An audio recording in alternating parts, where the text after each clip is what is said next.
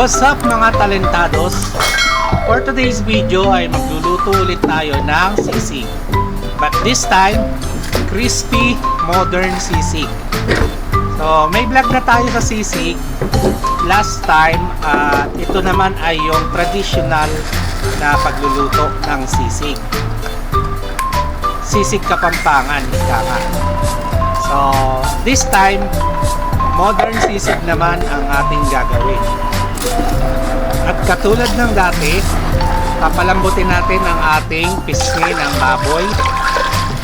Ilaga natin siya sa may asin, bawang, paminta, luya, sibuyas at dahon ng laurel. Palambutin at pagkatapos ay iset aside. And then kapag malamig na siya, ay i-deep fry natin siya. Yung traditional sisig ay iniihaw. Kaya this time ay i-deep fry natin siya para ma-achieve natin yung crispiness na ating hinahanap. Ang kaibahan nga pala ng sisig na ito dun sa sisig Kapampangan, ito ay deep fried para siya ay crispy. At mayroon itong mayonnaise at itlog na wala naman doon sa sisig Kapampangan. Alright.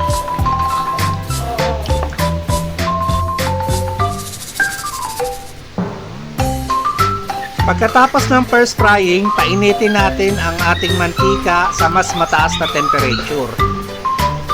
At i-double fry natin siya at least 10 seconds. So, kailangan palamigin nyo muna yung ating pisngi ng baboy. And then, tsaka natin siya i-double fry. Para mas maganda yung lutong. At least 10 to 15 seconds both sides.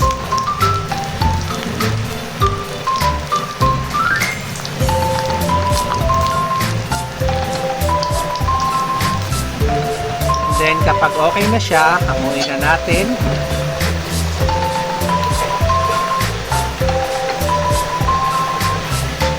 At mag-prepare naman tayo para sa ating garnishing at sa ating dressing.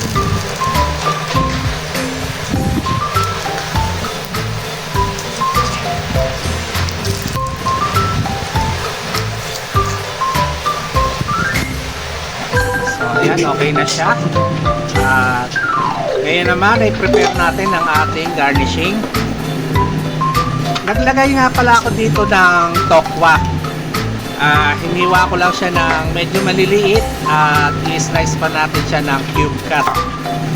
Naglalagay ako ng tokwa, pampadagdag din yan. So hindi naman puro taba. At saka mas gusto ng mga anak ko yung may tokwa. At pampadami din siya. At yung pisngi ng baboy natin ay hihiwain din natin ng cube cut. Yung traditional na sisig ay iniihaw tapos tinatadtad. This time ayoko naman yung tadtarin. Gusto ko yung medyo chunky para ramdam na ramdam mo sa bibig mo yung pork. Nadudurog kasi masyado kapag tinatadtad, so parang giniling. Ngayon naman yung siling haba, lagyan natin ng konting anghang. Hindi na ako naglagay ng siling labuyo dito dahil okay na sa kanila yung ganitong anghang. Ayaw nila ng masyadong maanghang.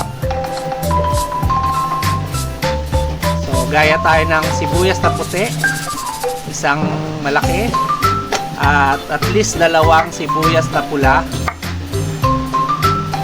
para may kick ng konti.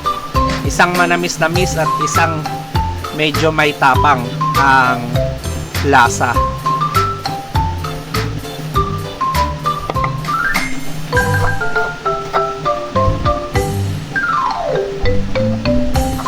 So, chop lang natin siya ng dice cut.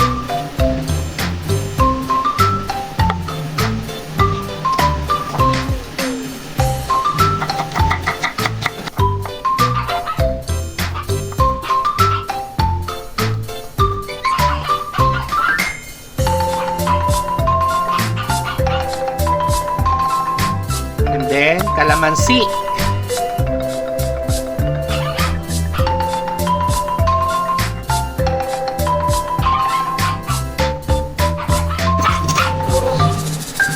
Ngayon naman, gawin natin yung dressing. So, oyster sauce. And then, liquid seasoning.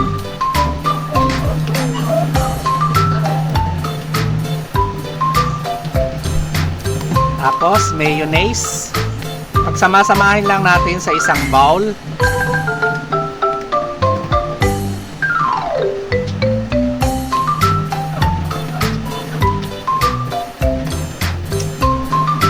And then, konting toyo, pampakulay.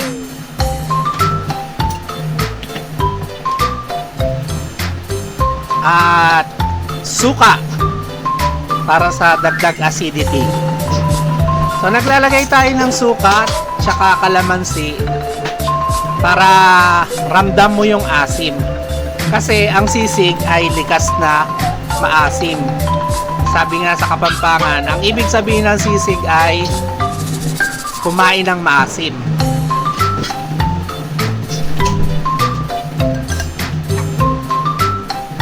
At maglalagay tayo ng liver spread.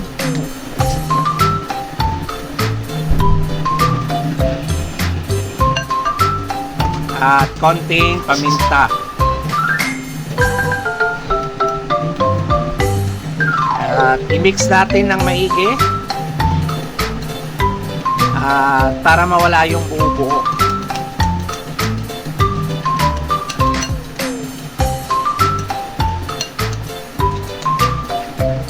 At ihalo na natin sa ating pork. Nagtira nga pala tayo ng konting chop na sibuyas at siling haba para pang toppings natin mamaya sa ating presentation.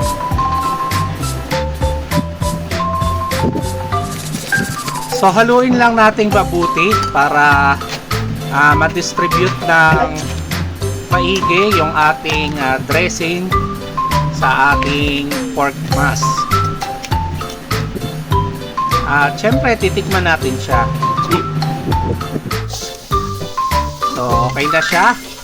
Isisisling na natin siya sa ating sizzling plate. So, ito na yung magiging presentation natin sa kanya.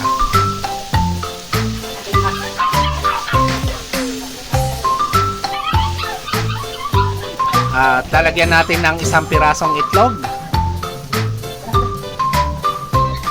So, ganyan yung mga ma-order nyo sa mga restaurant.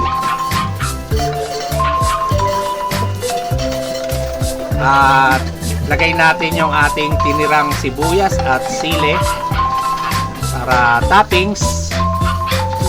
At ayan na ang ating crispy sisig. Alright!